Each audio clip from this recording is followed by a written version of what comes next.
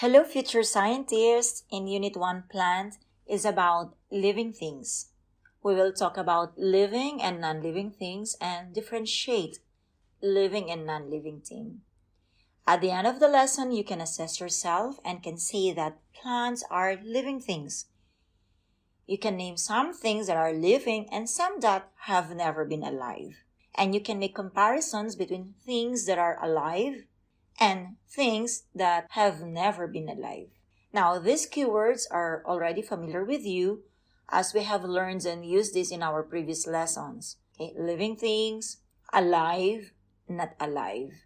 Eat, move, breathe, grow, and senses.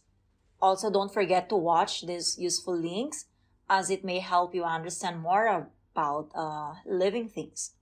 Now, to start the lesson, let's sort the pictures if it is living or non-living. Just drag and drop each item into its correct group. We know that some things in the world around us are alive. Living things have special characteristics that make them unique or special. Living things need food and water to live, just like this bird, fish in a pond, and trees. In science, everything in the world can be classified into living or alive, not alive and has never been alive. We say a living thing because it carries life processes. It moves, that is on its own, okay? It feeds, it grows, it reacts to its surroundings, it needs air, it reproduces, and it gets rid of waste.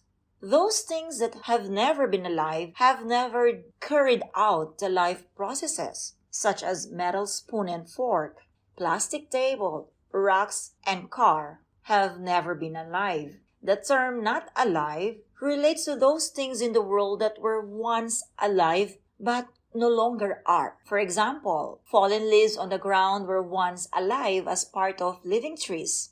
Paper is made from wood, and wood was once alive as a tree.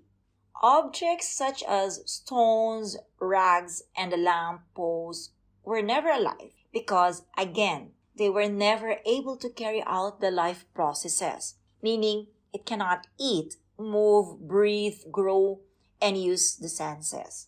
Now, work with a partner. Look at these pictures of living things. Name each living thing and why do you think they are living things? Again, let's work with a partner. Look at these pictures. Which things do you think are alive or living things and not alive? You have here this cat, computer, girl, leaf, car, and flower. Now, think about these questions. What do you think living things can do? Why do you think the cat is alive? And why do you think the car is not alive? And to make the experience more practical, try to touch these things and how do they feel? I wonder what would happen if, or does that mean the computer can move? Also, please complete workbook page 4, alive or not alive. Now, you can assess yourself and can name some things that are living and some that have never been alive. You can also make comparisons between things that are living and things that have never been alive. Time to challenge yourself. How do you know that you are alive? What kinds of things can you do? Has a doll ever been alive? Future scientists, let's hear your thoughts and share this in the class. Okay, thank you.